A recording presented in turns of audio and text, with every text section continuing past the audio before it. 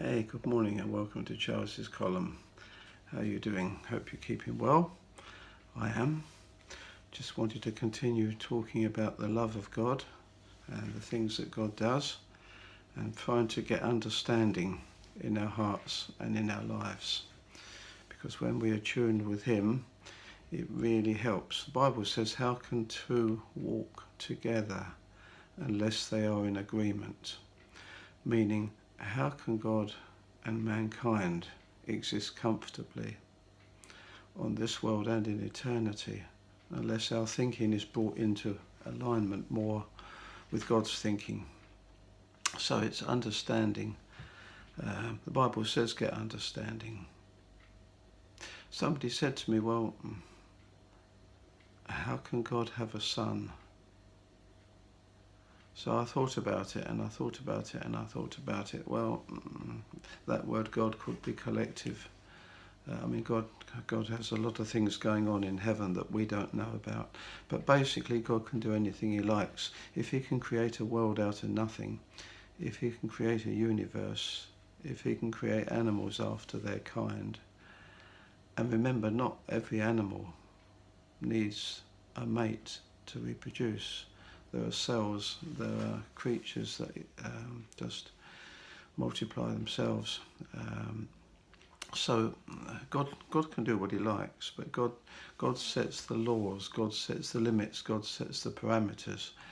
And that's the interesting thing to know. So when He says get understanding, it's understanding what He does, trying to see why He does, how He does it, and then hopefully we will agree that what He's doing is actually good. Because that agreement is the start of wisdom for us, the Bible says. Understanding is not the same as facts, it's not the same as knowledge. Understanding helps us to appreciate the difference between light and dark, good and bad, big and small, hot and cold, things like that. But between good and evil, way back, we wanted understanding from the tree of the knowledge of good and evil. And because God values our free will, He gave us that understanding. He's giving it to you and me now as we live our life. But He does say, I was asked to read a piece from the Bible about that. So I've chosen Psalm number 8, which is in praise of wisdom. God says, with great understanding, wisdom is calling out to us. She stands at the crossroads on every hill, by the city gates where everyone enters, and she shouts, I'm calling out to you. Good sense and sound judgment can be yours. Listen, what I say is worthwhile and right. I always speak the truth and refuse to tell a lie.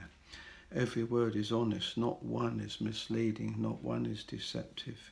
If you have understanding, you will see my words are just what you need. Let instruction and knowledge mean more to you than silver or the finest gold. Wisdom is worth much more than precious jewels or anything else that you could desire.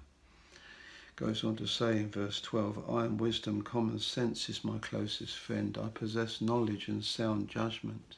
If you respect the Lord, you will hate evil.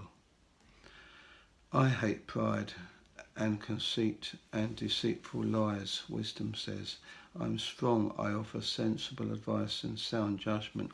By my power, kings rule, and rulers make laws that are fair. Every honest leader rules with my help. I love everyone who loves me, and I will be found by all who honestly search for me, says wisdom. I can make you rich and famous. I can make you important and successful, wisdom says. What you receive from me is more valuable even than the finest gold or purest silver. I always do what is right. I give great riches to everyone who loves me. That's just some of the things that are in Proverbs number 8 concerning wisdom. So God has got a lot for us, but He wants our thinking to line up with His. That's a continuing process. Submitting to Him, accepting Him. interestingly enough, that's what the Bible calls love. Love is understanding.